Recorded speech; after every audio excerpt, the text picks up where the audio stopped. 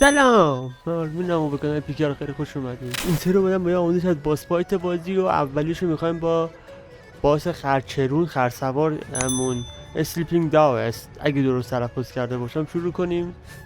توضیح اضافه نمیدم، برو بریم. اول شروع میکنم آموزش خود مکانیزم باسو دادن رو شروع میکنم، باسو براتون زدن، نکاتش رو توی بازی بهتون میگم دیگه. خب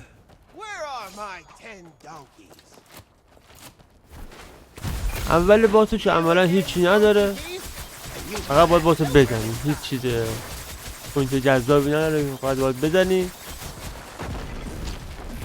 یه حالت داره، حالت گوزیدنه، این گوزو یادتون باشه. خب میگوزه روتون، حواستون باشه خیلی باشه که روتون گوزی نشید. یه داره نگاه کنید روی یکی یه حالت چارجی میاد یا دایره زرطور میاد رو کسی که یه همچین طرفی میفته روش و باید همه برن کمک اون طرف کنن، از این طرف آزادش کنن ولی دمیج بدی میکنه طرف. اون از این تانک هم سعی میکنن باسو نگه دارن و هیلو هم کارش مشخص.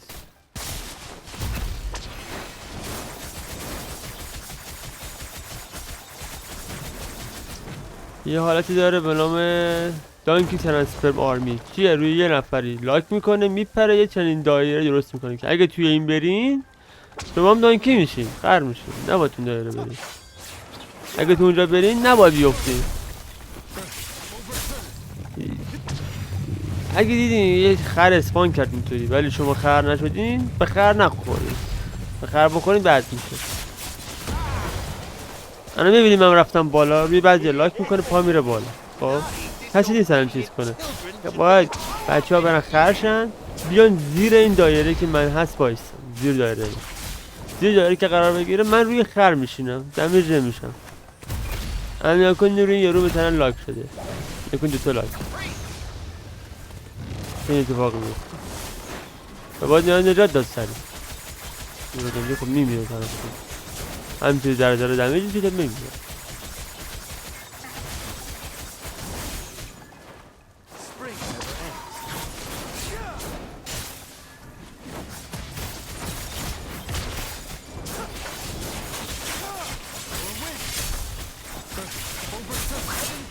این اسم دانکی فیزی که ما همه چیز میشیم، خر میشیم و باید همین اول خر اینجوری مماس باشه را بیفته. نگاه کنید من بودن یکم دمیج شدم چون یکم دیر اومدم. خب نباید دمیج بشید، سعی کنید کاری نداره، فقط با این خراب ببین آخر کار اصلا وای نستین، آخر کار به دیوار هم رسیدین، همین تبلیو بگیریم بریم جلو همین دیوار. دوباره اسپان میکنه. نگاه کنین اینجا که وایسین یا واسه راه میاد همین برید توش. تمام. این بهترین حالتی که میتونید انجام بدین دمیج نشه. اول خط رو شروع کنین برید، نه که بچسبین به خودم دیگه. جالب اینجوری هم میکنید مثل من این برابر میکنه، فقط توی خراب باشین کار در. تمام.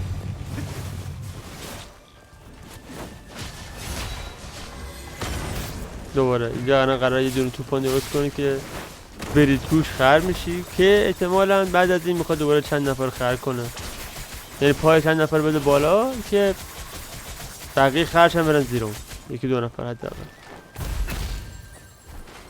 نه ها اینجا سعی کنین خرا رو بکشین تو این فیز و اگه بهتون بگودن این خرا شما هم خر میشین، نباید بذاریتون بگودن این خر.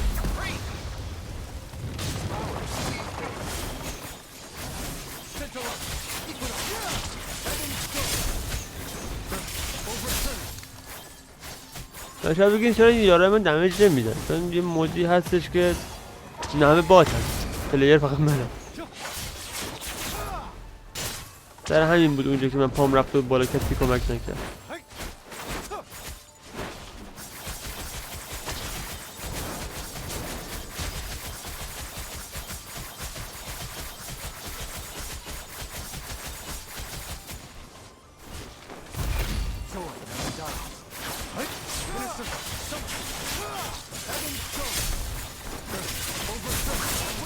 میگن بالای کله من دیدین یه حالت قرمز بود، میگه بالاشون قرمزه میده بالا پا رو توی این ویبش. حالا الان من نمیمیرم چون به قولی چیزه میگم لولم بالاه باشیم. این گوز که میده باید مواظب باشیم توی گوز قرار نگیریم و یکی از تلنت هم هست که جلوتر بهش اشاره میکنه.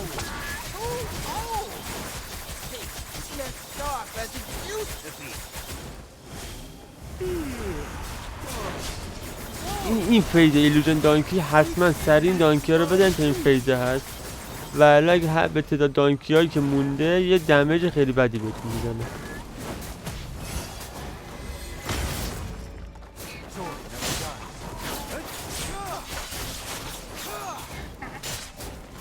نکنید الان میپره پایین. زنن قری نبود اینقدر دمیج شده. این پای من میره بالا دوباره. نکن بیشه دیدی؟ خر میشه میاد زیر من قرار میگیره مثل اینا رو ترتیب خرم سوار خر میشه پیاده میشه اما دور مورو گنده هدن سمت بود این قرار نگیریم دمیج میشیم.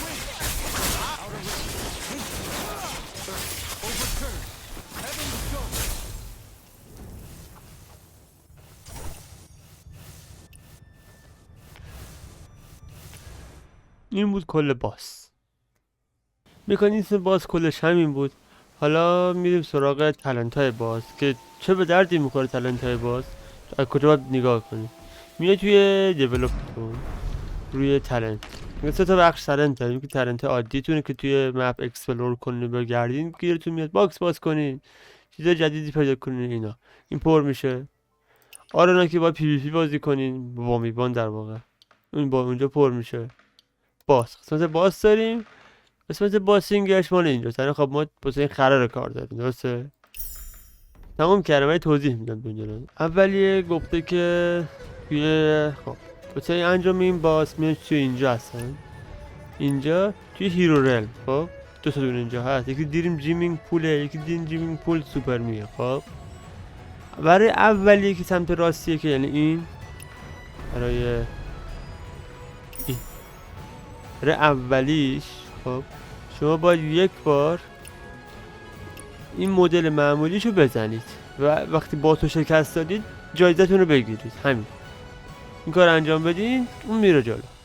برای دومیش باید این یکی باسه فکر کنم 2 بار یا 3 بار بزنید. 2 بار فکر کنم باید بزنید شکست بدید و ریواردشو بگیرید. یعنی یک بار شکست میدید جایزه رو میگیرید میرید هفته بعدی میاید دوباره باتو شکست میدید جایزه‌شو میگیرید. تمام. بعد دومی بتاتیه گفته که توی اون فیزه بودش که همه خراب شدیم گفتم باید دنبال رو بریم دمیج نخوریم. خب دمیج نخوری آقا باتو شکست بدی و توی تمام اون ران تایما که خراب میشیم و باید با اون خراب بریم کلا دمیج نخوری توی اون فیزش. توی اون دمیج نخوری و باتو شکست بدی. تمام.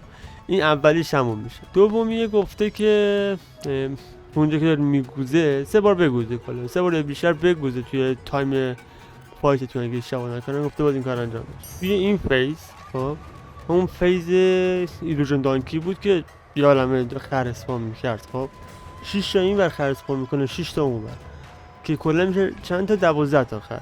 کاری که لازمه بکنه اینه که از اون 10 نفری که هستین 8 نفرتون بره وسط اون دایره وسطی که داره خر بشه. یعنی 12 تا خر داره بازی از 10 نفرمون 8 نفر دیگه هم خر بشن که رو هم بشه 20 تا و حالا 2 نفر دیگه سعی کنم با تو بزنن دیگه. تمام. این ور اولیه گفته که من بود رفتم بالا. خب باید شما خر بشید بیاید تو اون دایره خر بشید برید زیر پای اون طرف که حالا پاش بالاه بایستید چیز شد دیگه سوار شما بشه. همین. این اولیش. دومی این گفته که توی همون دوباره خر بشید ولی این بار به جای یه نفر 2 نفر یعنی توی یه بار 2 بار باید 2 نفر پاشون بره بالا یه بار یه پیتین اسپام بشه با یکی بره بالا شما برید زیرش یه بار دیگه باید اتفاق بیفته این کار انجام میدید. یعنی رو حداقل 2 بار باید شما زیر طرف قرار بگیرید و سوار شما بشه. آخری هم چی گفته؟ میگن شما سری اول یه دونه رو میگیرید سری دوم 2 نفر رو میگیرید سری آخر که سومی باشه میگه که آقا توی اون فیز نباید کسی کونش بخوره زمین. باید آقا همیشه اینا رو نگه داره. مثلا تو یکی رو بگیری اگه یکی دیگه هستی که دیگه هم زیر اون رو نگه داره کسی نخوره کونش زمین. این تموم میشه. دادن این بود داستان تلنتاش. خب این ویدیو هم به پایان رسید. لایک کامنت سابسکرایب فراموش نشه. پارت بعدی آموزش اینا رو اگه خواستین براتون میذارم و بقول استفاده کنین. اگه کسی نمیدونه با سرور چیکار کنه چجوری انجام بده دونیتون راهنمایی میکنم و بهتر کنین. دوستتون خداحافظ.